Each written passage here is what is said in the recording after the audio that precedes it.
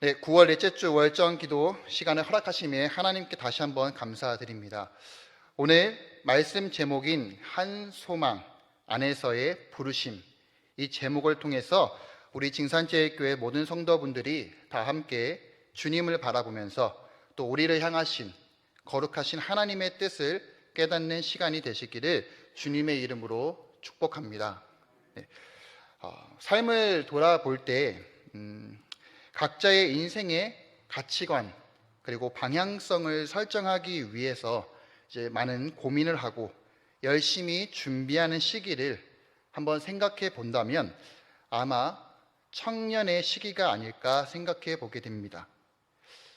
사회 진출을 하기 위해서 열심히 자기 개발을 하면서 또 자신의 그 스펙을 쌓아가기 위해 치열하게 살아가는 삶, 심지어 그렇게 열심히 준비해서 들어갔던 직장도 나의 적성에 맞지 않아서 또 한 번 고민을 하게 되고 이직을 하게 되어질 때 앞으로 내가 어떻게 살아가야 하나, 이렇게 내가 계속 살아가는 것이 맞는 것인가 질문을 던지면서 또 한 번 내가 도전해 볼 수 있을까 하는 두려움 가운데 있는 청년의 시기, 이런 수많은 질문과 고민을 가지는 이 시기가 아마 20대부터 40대까지의 시기인 것 같습니다.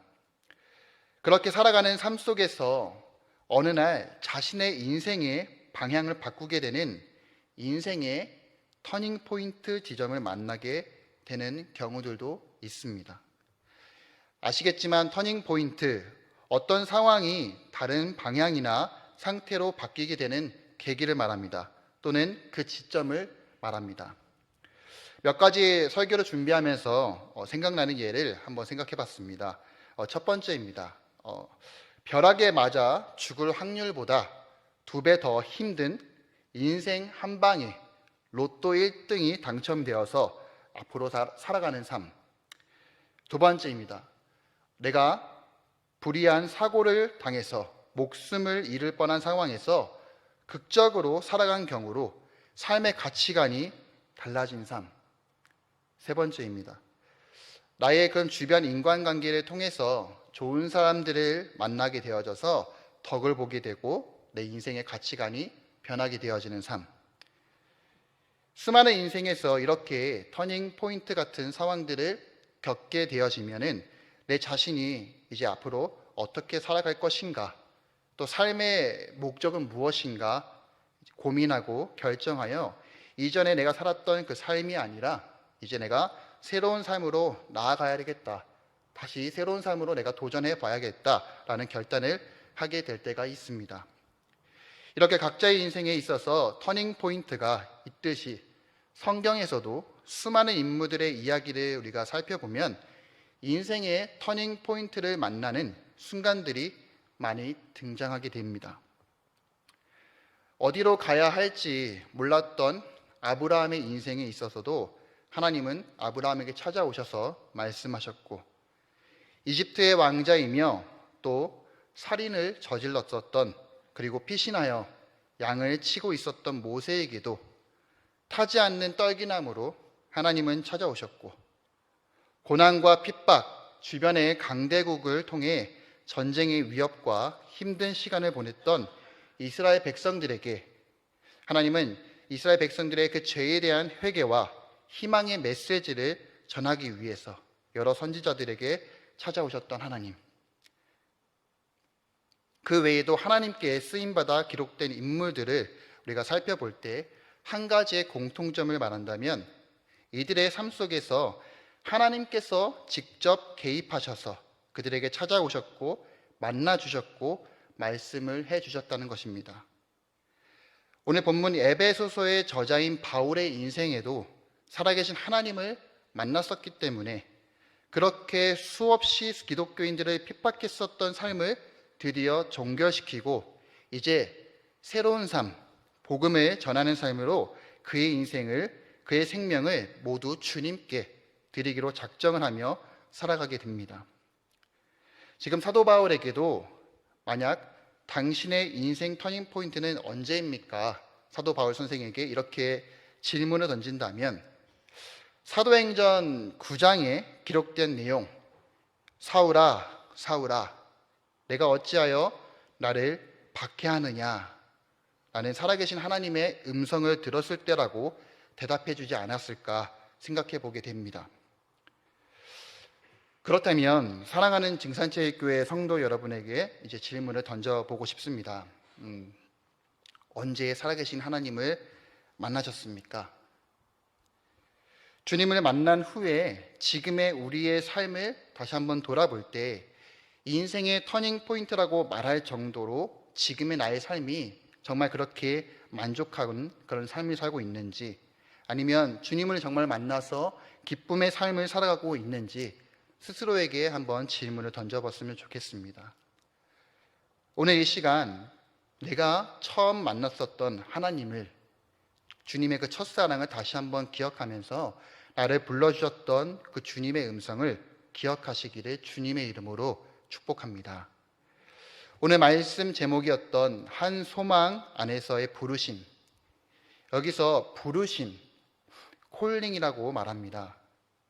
하나님께서 인간의 구원의 길로 부르시는 행위이며 또 하나님께서 구원받은 자에게 특별한 사명을 맡기기 위해 부르시는 행위를 말합니다. 여기서 부르심의 주체가 누구일까요? 하나님의 이 한 소망 안에서 부르심, 하나님의 그 부르심에 있어서 주체가 누구일까요? 바로 하나님의 그 부르심의 주체는 바로 하나님이죠. 죄가 죄인지 몰랐던 우리의 인생에게 하나님의 말씀으로 죄가 무엇인지 알게 해주셨고, 구원받을 수 없는 우리에게 구원의 길로 인도해 주시기 위해서 찾아와 말씀해 주시는 분, 바로 하나님이 그 부르심의 주체자가 되시는 분이십니다. 성도 여러분, 주님으로부터 부르심을 받으셨습니까? 주님으로부터 부르심을 받으셨습니까? 네, 아멘입니다. 바울 서신서들 중에서 로마서 8장 1절에 보면은 이렇게 기록되어져 있습니다. 예수 그리스도의 종 바울은 사도로 부르심을 받아 하나님의 복음을 위하여 택정함을 입었으니 라고 기록되어져 있습니다. 그리고 서신서들 중에서 고린도 전후서, 에베소서, 골로새서, 디모데 후서에서 공통적으로 등장하는 첫 단어가 있는데 이 첫 단어가 하나님의 뜻입니다. 즉 하나님의 뜻으로 말미암아 사도된 바울이 각 서신서의 서두에 편지의 목적에 대해서 기록을 했습니다. 그렇게 하나님의 뜻으로 사도로 특정받은 사도 바울, 그렇게 하나님의 부르심을 받은 사도가 된 바울은 그의 삶의 방향을 주님의 뜻을 위해서 살아가게 되어집니다.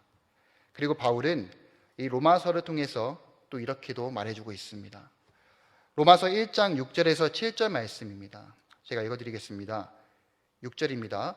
너희도 그들 중에서 예수 그리스도의 것으로 부르심을 받은 자니라. 7절 하나님의 사랑하심을 받고 성도로 부르심을 받은 모든 자에게 하나님 우리 아버지와 주 예수 그리스도로부터 은혜와 평강이 있기를 원하노라 라고 기록되어져 있습니다.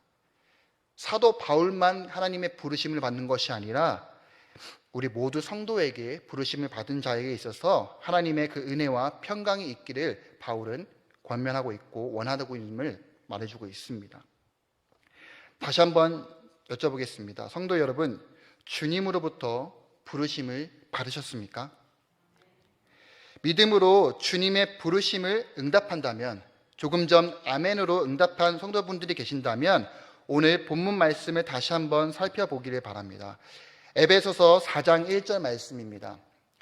그러므로 주 안에서 갇힌 내가 너희를 권하노니 너희가 부르심 받는 일에 합당하게 행하여 라고 기록되어져 있습니다.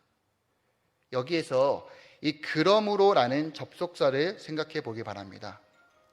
그러므로 이 접속사가 있기 때문에 앞에 3장의 맨 마지막 문장들을 살펴보아야 합니다.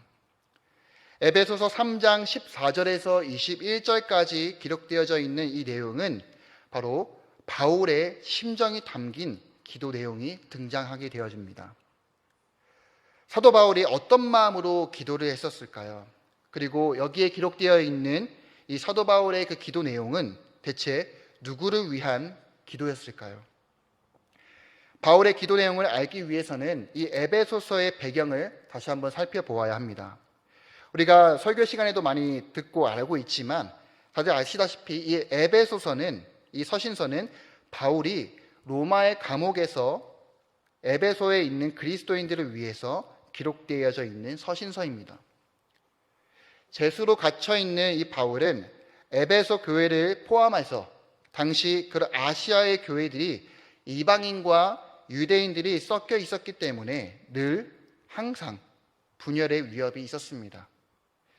그래서 바울은 이 하나님이 감추어 주셨던 그 비밀, 즉 그리스도 안에서 이방인과 유대인이 하나가 되어서 한 몸 된 교회, 이것을 이루는 것에 대해서 가르쳐 주고 싶었기 때문에 이렇게 옥중서신, 이 에베소서를 통해서 기록하고 있습니다.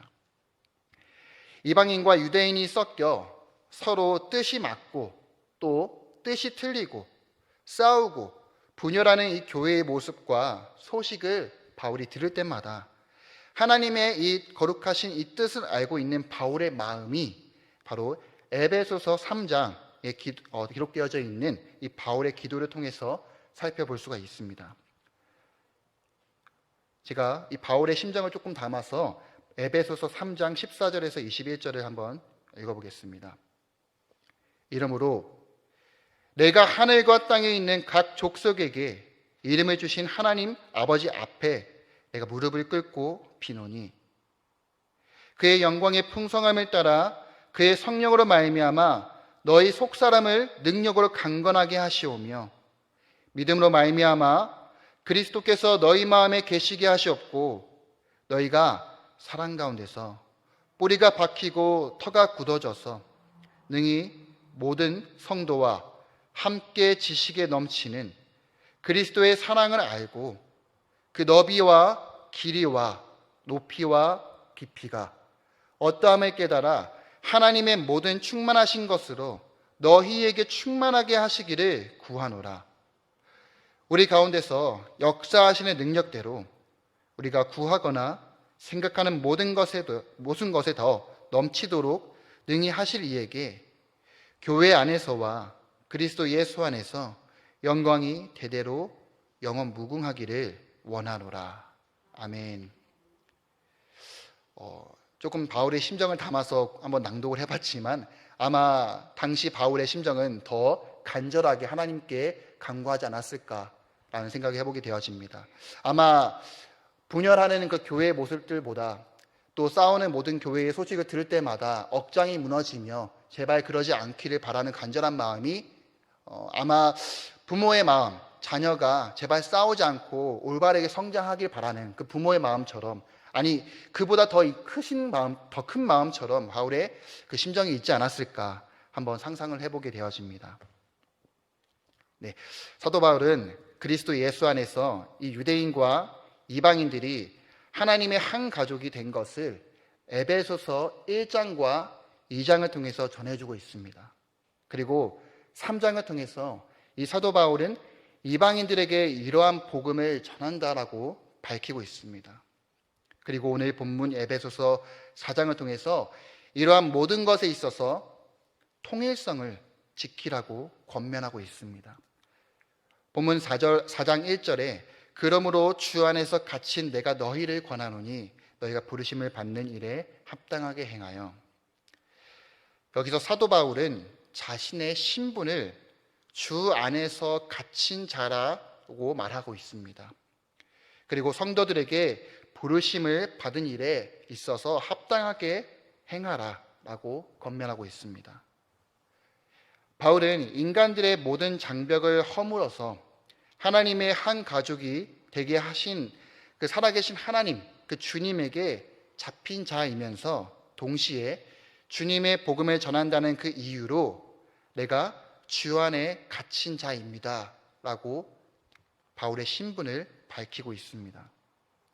이렇게 주 안에 갇힌 자의 신분으로 바울이 밝힌 이유는 바로 자신이 이 안락 의자, 안전한 곳에 있어서 내가 복음을 전하는 것이 아니라 진리를 따로, 자신의 삶의 따로가 아닌 바로 그리스도의 그 진리와 함께 진리를 위해 사는 사도로서 자신이 당하고 있는 이 고난 속에서도 즉 내가 로마 감옥에 있을지라도 그 진리와 함께 기뻐하고 감격스럽고 은혜가 항상 넘치는 그 하나님의 진리를 붙잡고 사는 삶으로 살아가는 것을 많은 성도들에게 그렇게 진리를 붙잡고 살아가도록 권면하고 있는 것입니다.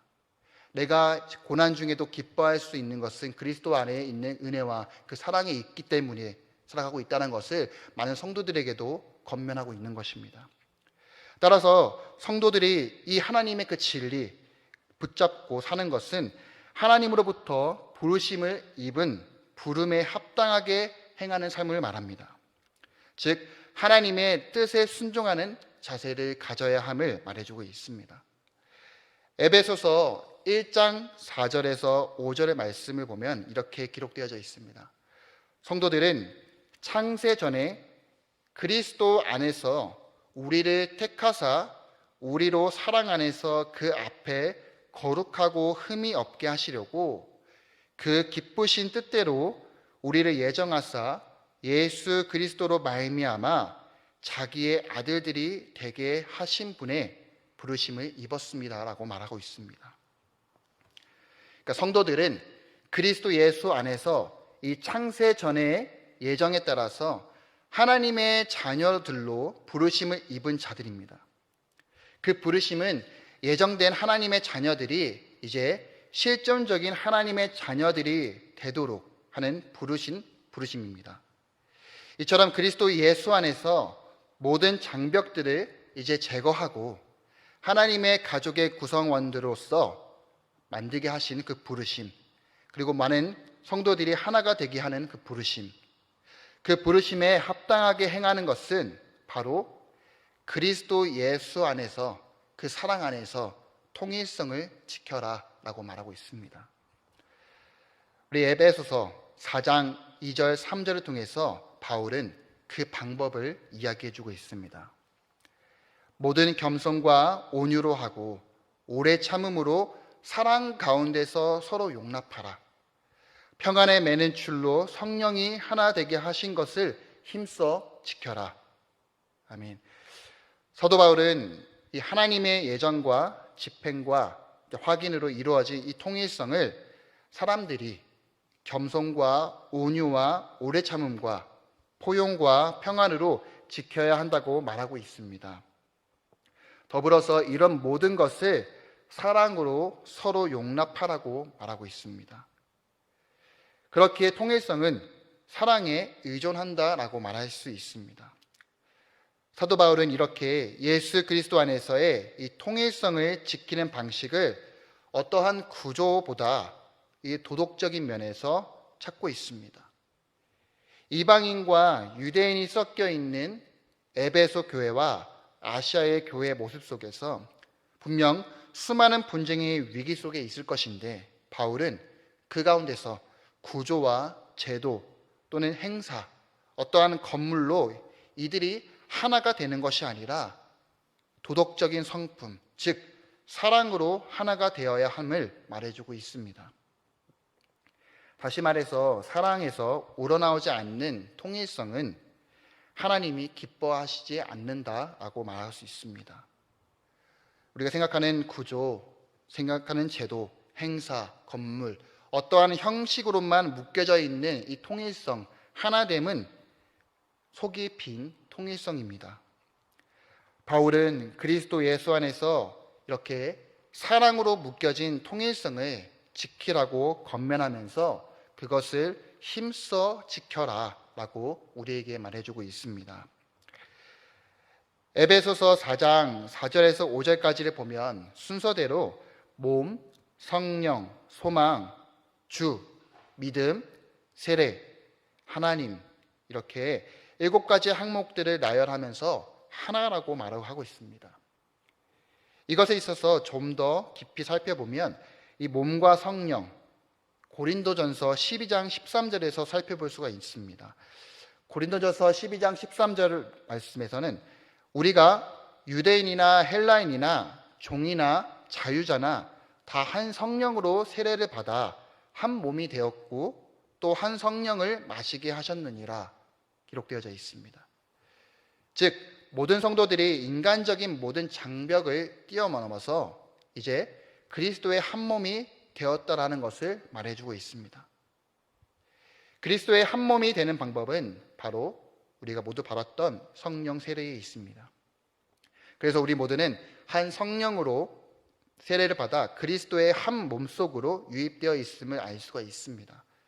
따라서 몸과 성령은 한 성령을 통해 그리스도의 한 몸속으로 유입된 것을 근거하여서 바울은 그리스도 안에서 사랑으로 통일성을 지켜나가라, 힘써 지켜나가라, 하나됨을 힘써 지켜나라고 이제 말해주고 있습니다. 교회의 분열, 서로 다름을 인정하지 않는 모습들, 싸우고 다투고 시기 질투가 많은 것을 이제 누구의 말이 맞다, 옳다, 틀리다 이러한 모든 싸우는 모든 과정 속에서 바울은 이렇게 서신서를 통해서 너희들아, 교회들아, 사랑으로 하나가 되라고, 예수 그리스도의 사랑으로 하나가 되라고 우리에게 전해주고 있는 것입니다. 사랑하는 증산제일교회 성도 여러분, 우리를 향한 하나님의 부르심, 앞서 말씀드렸던 콜링, 하나님께서 우리를 부르신 첫 번째의 목적은 바로 구원하심에 있습니다. 구원받을 수 없는 죄인의 삶 속에 예수 그리스도의 십자가의 그 사랑으로 우리에게 찾아오셨습니다. 그리고 우리를 부르시고 우리를 생명의 길, 그 구원의 길로 우리를 인도하셨습니다. 그 은혜의 감격에 바울이 자신은 이제 그리스도의 포로다 라는 주님의 종입니다 라고 고백을 하고 있는 것입니다. 사랑하는 증산제일교회 성도 여러분, 다시 한번 그 주님의 부르심, 우리를 구원의 길로 인도하시는 그 하나님의 크신 사랑이 담긴 그 음성이 지금도 여전히 우리 마음에 들리고 계십니까? 그 부르심에 우리의 현재의 그 삶 속에서 우리의 삶으로 응답하고 계십니까? 저는 설교를 준비하면서도 이 질문에 쉽게 대답을 하기가 좀 어려웠습니다. 앞서 바울은 진리와 따로 살아가는 것이 아니라 진리와 함께 살아가는 삶으로 성도들에게 권면을 하고 있는데, 과연 나는 바울의 삶처럼 진리와 함께 내가 살아가고 있는 것에 분투하고 있는가? 라고 질문을 던져본다면 쉽게 말이 떨어지지 않는 것 같습니다. 성도 여러분, 부르심에, 하나님의 그 거룩한 부르심에, 생명의 길로, 구원의 길로 응답하시는 그 부르심에 우리의 삶으로 더욱더 주님께 나아가기를 주님의 이름으로 축복합니다. 에베소서 1장 17절에서 19절 말씀, 여기서 하나님이 우리에게 주시는 마음을 볼 수가 있는 것 같습니다. 에베소서 1장 17절에서 19절 말씀, 우리 같이 함께 한 목소리 읽어볼까요? 우리 주 예수 그리스도의 하나님, 영광의 아버지께서 지혜와 계시의 영을 너희에게 주사 하나님을 알게 하시고 너희 마음의 눈을 밝히사 그의 부르심의 소망이 무엇이며 성도 안에서 그 기업의 영광의 풍성함이 무엇이며 그의 힘의 위력으로 역사하심을 따라 믿는 우리에게 베푸신 능력의 지극히 크심이 어떠한 것을 너희로 알게 하시기를 구하노라. 아멘. 하나님 아버지의 그 지혜와 계시의 영으로 너희에게 주사, 우리에게 주사 하나님을 알게 하시고, 이 문장 자체가 너무 감동스럽지 않습니까? 우리가 하나님을 안다고 하면 얼만큼 알 수 있습니까? 우리가 말씀을 안다고 하면 얼만큼 그 하나님의 말씀을 알 수 있습니까? 우리가 기도하고 말씀을 아무리 백날 백번 해도 하나님의 그 크심을 우리가 얼마나 알 수 있습니까? 우리가 구할 것은 하나님의 은혜와 하나님의 그 크신 은혜를 더 구하고 하나님 이전보다 더 하나님을 알 수 있기를 간절히 구하는 것입니다. 오늘 이 시간에도 하나님의 그 지혜와 계시의 영이 이 가운데 있는 성도들과 또 온라인으로 함께 예배드리고 있는 성도들에게 정말 하나님의 영이 우리 마음 가운데 임하셔서 또 찾아오셔서 하나님을 더 깊이 알 수 있는 시간이 되어지길 소망합니다. 그래서 정말 우리가 이전에 봤던 하나님이 아닌 이제 믿음으로 우리의 눈이 밝혀지고 믿음으로 듣는 귀가 열려지면서 하나님이 나를 부르신 그 이유, 그 부르심의 소망이 무엇인지를 알게 하시고 또 우리가 성도들의 안에서 그 기업의 영광의 풍성함이 무엇이며 교회됨이 무엇이며 내가 교회에서 살아가는 그 삶의 목적이 무엇이며 공동체에 모여지는 그 이유가 무엇인지를 더 하나님께 구하며 알 수 있기를 주님의 이름으로 축복합니다. 하나님께서 또 우리에게 부르신 두 번째의 목적이 있습니다. 그것은 하나됨에 있습니다. 주님께서 우리에게 알려주신 지상 대명령이 있습니다. 딱 두 개입니다. 첫 번째는 하나님을 사랑하라. 두 번째는 내 이웃을 사랑하라. 간단한 거지만 이 안 속에는 되게 깊은 내용들이 있습니다. 바로 그리스도의 그 십자가의 사랑 안에서 서로 하나 되어라. 하나님의 그 사랑 안에서 서로 하나 되어라 라고 말할 수 있습니다. 에베소서 4장 11절에서 13절 말씀을 보면 그가 어떤 사람은 사도로, 어떤 사람은 선지자로, 또 어떤 사람은 복음을 전하는 자로, 어떤 사람은 목사와 교사로 삼으셨으니 이는 성도를 온전하게 하여서 봉사의 일을 하게 하며 그리스도의 몸을 세우려 하심이라. 우리가 다 하나님의 아들을 믿는 것과 아는 일에 하나가 되어서 온전한 사람을 이루어 그리스도의 장성한 분량이 충만한 데까지 이르니. 아멘. 하나님의 부르심은 앞서 말씀드린 것처럼 구원하심이 있습니다.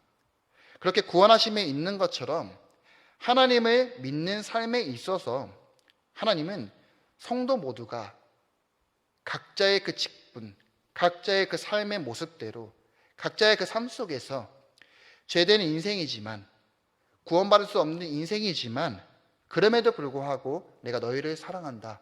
그럼에도 불구하고 내가 너희를 구원하겠다라는 하나님의 의지가 그리스도의 십자가 사랑으로 확증하셨기 때문에 그 그리스도의 사랑으로 다듬고 우리의 인생을 다듬어서 그렇게 그리스도의 몸을 세우기를 주님은 원하십니다.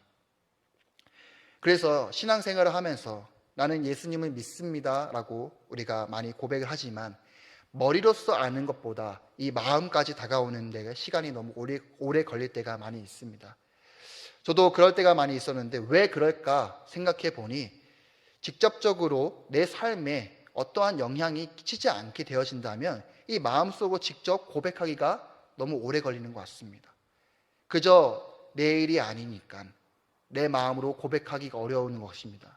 그런데 우리가 하나님을 믿고 주님을 믿고 하는 그 이성적인 생각보다 이 마음 깊이까지 내려오는 데 있어서는 삶이 동반되어져야 합니다. 그저 믿는 것에서 끝나는 것이 아닌 이제 우리가 실제의 그 삶 속에서 호흡하는 그 모든 삶 속에서 바울이 살아갔던 삶처럼 진리와 삶이 함께하는 삶으로 온전한 하나님의 사람으로 하나님은 우리의 인생을 다듬어 가시기를 원하십니다. 조각조각 깨어져 있는 이 조각이라도 주님은 사랑으로 계속 보석으로 만드시기를 원하십니다. 지금 우리에게 주어진 자리가 무엇입니까?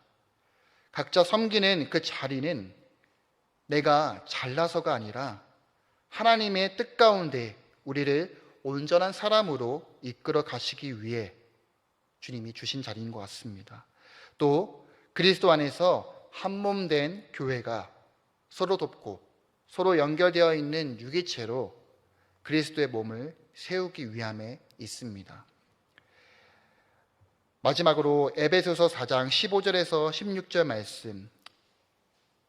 오직 사랑 안에서 참된 것을 하여 범사에 그에게까지 자랄지라.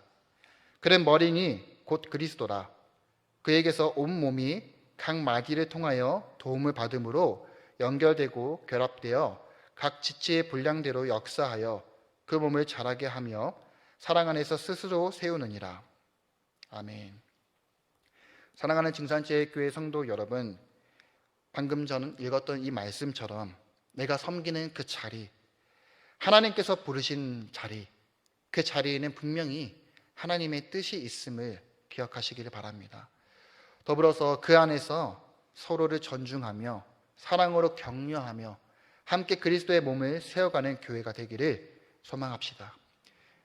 하나님의 부르심은 그저 나만을 위해서 부르신 것이 아니라 그리스도 사랑 안에서 하나 되는 교회 공동체를 위한 부르심이 있음을 다시 한번 기억하며 우리의 삶 속에서 하나님의 세밀한 음성을 듣고 그 부르심에 응답하는 삶이 되어서 이전보다 더 많은 사랑을 베풀 수 있는 넓은 그릇으로 나아가기를 주님의 이름으로 축복합니다.